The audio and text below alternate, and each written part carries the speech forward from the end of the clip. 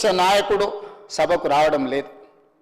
నేను పదే పదే విజ్ఞప్తి చేస్తూనే ఉన్నా, సభకు రండి, మీ అనుభవాన్ని పంచండి. గతంలో ఏ విధంగా అయితే మొట్టమొదటి ప్రతిపక్ష నాయకుడిగా జానారెడ్డి గారు, రెండవ ప్రతిపక్ష నాయకుడిగా బట్టి విక్రమార్క గారు పోషించిన పాత్రను మీరు పోషించండి. ఆనాడు మీరు మైకు ఇచ్చినా మైకు ఇవ్వకపోయినా, మీరు అవమానించినా, నించోవడానికి అవకాశం కూడా ఇవ్వకపోయినా వాళ్ళు ఓపిక సంయమనంతో ఈ ప్రభుత్వము, ఈ ప్రజలు మన కోసం పనిచేయాలి, ఈ ప్రజలు మాకు ఒక బాధ్యత ఇచ్చిండ్రు, వ్యక్తిగా మాకు అవమానం జరిగిన, వ్యక్తిగా మమ్మల్ని దూషించిన అది మాకు మాత్రమే బాధ కలుగుతుంది, కానీ ప్రతిపక్ష నాయకులుగా మేము ఈ చర్చలో పాల్గొనకపోతే 4 కోట్ల తెలంగాణ ప్రజలకు నష్టం జరుగుతుంది అని చెప్పి జానారెడ్డి గారైనా, మిత్రులు బట్టి విక్రమార్క గారైనా ఈ వేదిక మీద నుంచి ఎన్నోసార్లు అక్కడ కూర్చొని ఇక్కడ ఉన్న ముఖ్యమంత్రి గారికి ఆనాడు ఎన్నో సూచనలు సలహాలు ఇచ్చారు. అవమానాన్ని దిగమింగుకొని బట్టి విక్రమార్క గారిని కొన్నిసార్లు కంటతడి పెట్టే సంఘటనలు జరిగినా కూడా పంటి బిగువన బాధను భరించి ప్రతిపక్ష నాయకుడిగా తన బాధ్యతను నెరవేర్చండి. అధ్యక్ష, మనమందరం చూసినాం. నేను సభలో 2014 నుంచి 2015 వరకు చూసిన, సభ బయట ఉండి 2018 నుంచి 2023 వరకు సభలో జరిగిన సంఘటనలకు సజీవ సాక్షిని. అధ్యక్ష, ఎప్పటికప్పుడు ఈ సభలో జరుగుతున్న చర్చలు కానీ, ఈ సభలో జరుగుతున్న ప్రక్రియ ఏమున్నదో నిశితంగా గమనిస్తూనే వచ్చిన. అధ్యక్ష, అందుకే ఈరోజు 40 సంవత్సరాల సుదీర్ఘమైన అనుభవం ఉన్న చంద్రశేఖరరావు గారు ప్రధాన ప్రతిపక్ష నాయకుడిగా, మళ్ళీ చెప్తున్నాను అధ్యక్ష, వారు ఎమ్మెల్యేగా, రాష్ట్ర మంత్రిగా, ఎంపీగా, కేంద్ర మంత్రిగా, తెలంగాణ ఉద్యమకారుడిని అని వారే చెప్పుకుంటుంటారు, తెలంగాణ సాధించిన వ్యక్తిగా వారే చెప్పుకుంటుంటారు, వచ్చిన తెలంగాణకు 2 సార్లు ముఖ్యమంత్రిగా పనిచేసిన అపారమైన అనుభవం ఉన్నది అని వారే చెప్పుకుంటుంటారు. నేను కూడా వారి అనుభవాల నుంచి ఏమైనా సూచన సలహా వస్తే, రాజకీయాలలో విలువలు పెంచాలి, హుందాగా వ్యవహరించాలని ఒక నిర్ణయానికి వచ్చి వారిని సూచనలు ఇవ్వండి.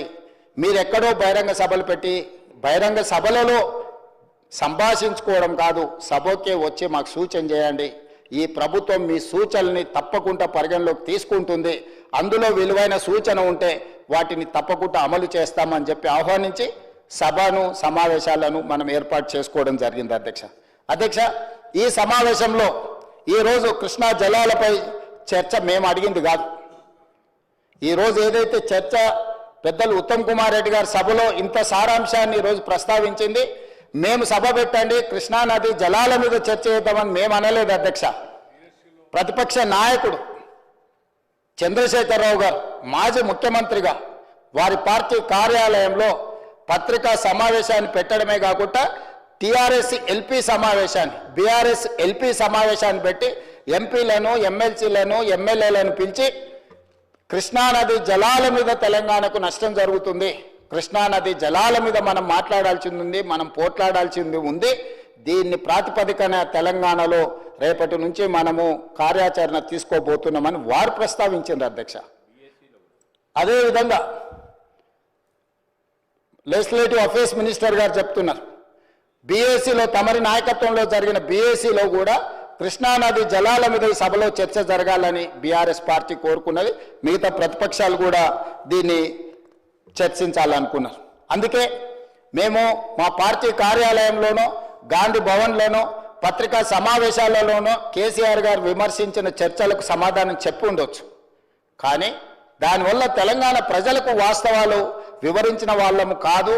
ప్రజలకు ఒకవైపు ఎవరి మాటలు వాళ్ళు మాట్లాడితే ప్రజలకు పెద్దగా గందరగోళం వచ్చే పరిస్థితి ఉంటుంది. కాబట్టి సభలో ముఖాముఖి చర్చ చేయడం ద్వారా ఈ సమస్యను పరిష్కరిద్దామని సమావేశం పెడితే ఈరోజు సభకు రాలేదు. అధ్యక్ష, సభకు రాకపోవడానికి కూనంనేని సాంబశివరావు గారు చెప్పారు, కారణమే లేదు. అధ్యక్ష, ఈ జరిగిన చర్చల్ని, ఈసారి సమావేశంలో జరిగిన చర్చల్ని మీరు నిజ నిర్ధారణ కమిటీకి ఇవ్వండి. ఎవరైనా అన్పార్లమెంటరీ పదాలు వాడడం కానీ, ఎవరినైనా అవమానించడం కానీ, నేను కొన్ని అంశాలు ప్రస్తావిస్తే వివరణ ఇవ్వడానికి తమరు మళ్ళీ వారికి హరీష్ రావు గారికి మీరు మైక్ ఇచ్చిండ్రు, వారు ఏం మాట్లాడినో కూడా తెలంగాణ సమాజం చూసింది. అయినా మేము సభలోకి రాము, మేము ఈ చర్చలో పాల్గొనము అని నిర్ణయం తీసుకోవడము ఇది పాలక పక్షాన్నో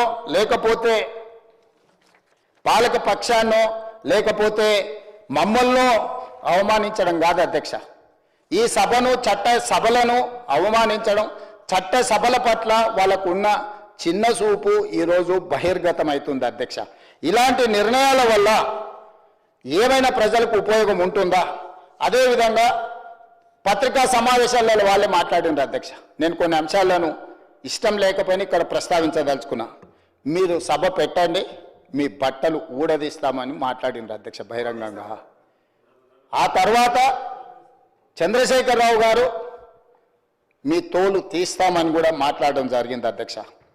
అందుకే నేను అడుగుతున్నా అధ్యక్ష, బట్టలు ఊడదీసేవాళ్ళు, తోలు తీసేవాళ్ళు చర్చలో పాల్గొంటే తెలంగాణ ప్రజలు నిర్ణయించుకునేవాళ్ళు.